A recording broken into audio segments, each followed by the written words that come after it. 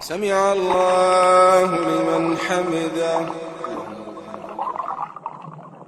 سبحان الله عدد ما خلق في السماء، سبحان الله عدد ما خلق في الأرض، سبحان الله عدد ما خلق بينهما، سبحان الله عدد ما خلق وعدد ما هو خالق. سبحان الله العظيم، سبحان الله العظيم.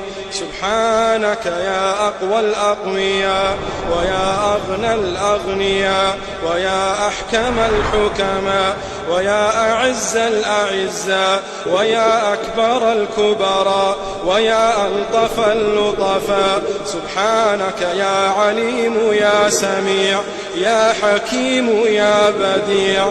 من كان في حرزك وكنفك لا يضيع، تفهم قول الرضيع وتبهر قول الضليع، وتعلم سر الجميع، وتخلق الصيف والربيع، وتنبت الكلأ المريع، وتشتري بالجنة الأنفس لمن يبيع. سبحانك يا من ترفع إليه الحاجات والشكوى، ويعلم السر وأخفى، ويسمع الجهر والنجوى. يا من يكشف الضر والبلوى، ويغفر الذنب العظيم. يا من خوفت ناره مضجع القائمين، وشوقت جناته صبر الصائمين، وأعيت حسناته وجوه المحسنين، وأغنت حسناته أيدي المنفقين،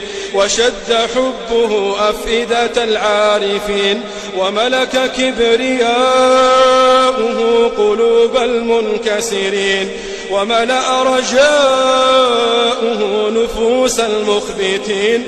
يا من ليس معه رب يدعى، ولا فوقه خالق يخشى. يا من ليس له وزير يؤتى، ولا حاجب يرشى.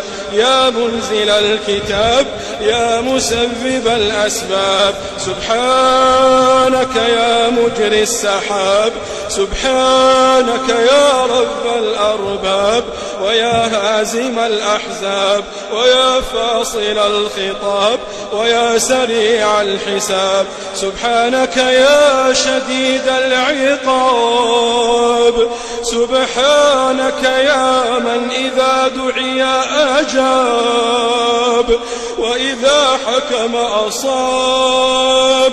سبحانك يا من عليه يتوكل المتوكلون، سبحانك يا من يتوكل عليه من أناب، وإليه المرجع والمآب.